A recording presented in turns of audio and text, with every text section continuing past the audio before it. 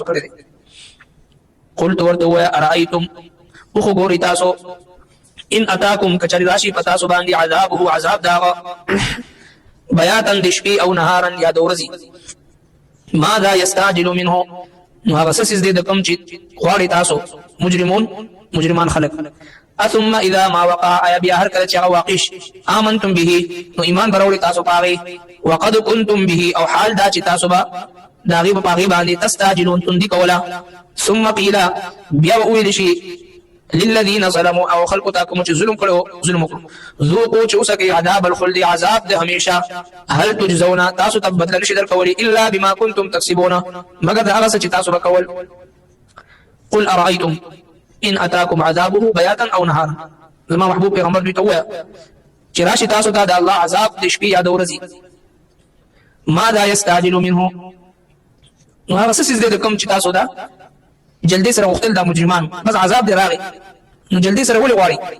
ثم اذا ما وقع آمنتم به اي هر کله چې هغه واقع شي نو تاسو به ایمان وروړئ نو چې کله عذاب راشي نو بیا ایمان معتبر نه څنګه چې فرعون په ډوبېدو باندې شو او پوه شو چې بس نور هلاکېږم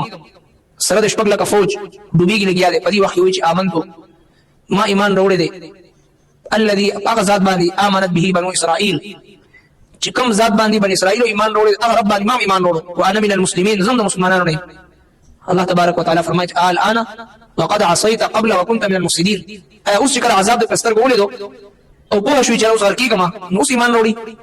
او دینه مخکې چې الان وقد عصيت قبل دینه مخکې وتا انا ربكم الاعلى نو خدای دا وعده کړو نو چې کله ودا کته چې اوس ډوبېږم په دې وخت کې چې اوس ما توبه دا توبه نه ده دا توبه نه قبلي. ځکه قرآن کریم کې الله رب کائنات واضح اعلان کوي انما التوبه على الله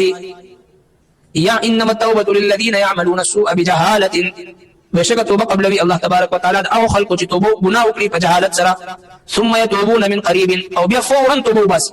فاولئك يتوب الله عليهم دا خلق دي چې الله جل شانه د توبه قبلوي وكان الله توابا رحيما بشک الله تبارک وتعالى توبه قبلون کې رحم کوونکی دی.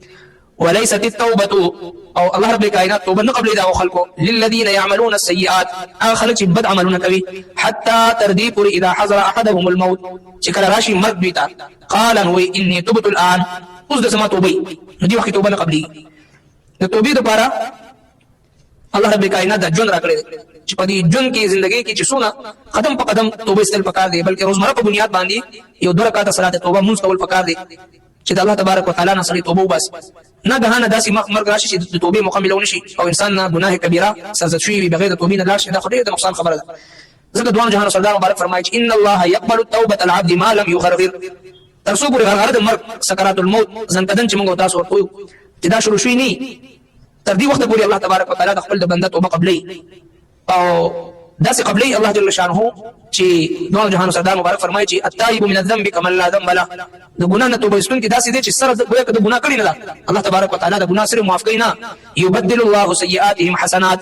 ګناهونه انسان ته په نیکو باندې بدلی او چې کله یا ایها الذين امنوا توبوا الى الله توبه نصوحا ایمان والو تاسو توبه واسه رښتینی توبه تا واو با توبه درې جملې دي تا معنا تیر چې کوم ګناهونه په هغه باندې سړي نظامت اظهار وکي او هغه پریدي او تا نه باچې واو دی وختي توبه د ګناه نه جدا شي د ګناه هغه ماحول پریدي د ګناه هغه تعلق پریدي د ګناه هغه ذکر پریدي او دریم باقی مند ژوندۍ کې هغه ګناه دوباره نه کولو په عزم وکړي نو تیر ګناهونو باندې ندامت وختي تور باندې هغه ګناه نه جدا کېدل او باقی مند ژوندۍ کې دا ګناه نه کولو پوخ عزم او اراده کول بیا سره چې بیا سره توبه واسه کده ورځي سل پیری هم توبه ماتېږي نو سل پیری توبه استل پکار دي. الله رب کائنات د خپل بنده د معاف کولو لپاره منتظر وي. الله جل شانه داسې ذات چې ته پیغور نور کوي چې پرون د ګناه کړو توبه استونه بیا وکړه نه جب تک सांस है चांस है تر څو پورې چې بنده کې صاحب باقي وي الله تبارک وتعالى مهلت ورکړي چانس ورکړي موقع ورکړي خو چې بنده کې دا عاجزي وي تواضع وي انکساري وي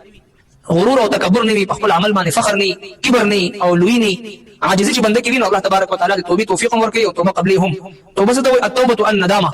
توبه د پخمنتیا نوم ده زړه کې پخمنتیا راشي ندامت راشي خفګان راشي چې دا ګناه ما ولې ستاره ایمان نه خدا صحابه کرام ته پوښتنه کوي یا رسول الله مونږ ته څنګه پته لګي چې زړه کې ایمان شته کنه دوه جهان سردار مبارک فرمایل چې اذا سرت حسنتك وساءت سيئتك فانت مؤمن چې کله ستاسو نیک عمل تعالی خوشاله او ستاسو ګناه تعالی خفه کې نو کوشش ته مؤمن او کنه ته ګناه وکي او تعالی سره احساس ونشي غیبت کی چغلخوری کی بدنظری کی بل ګناه کی او سره احساس نشي نو پوه چې زړه کې ایمان نشته دی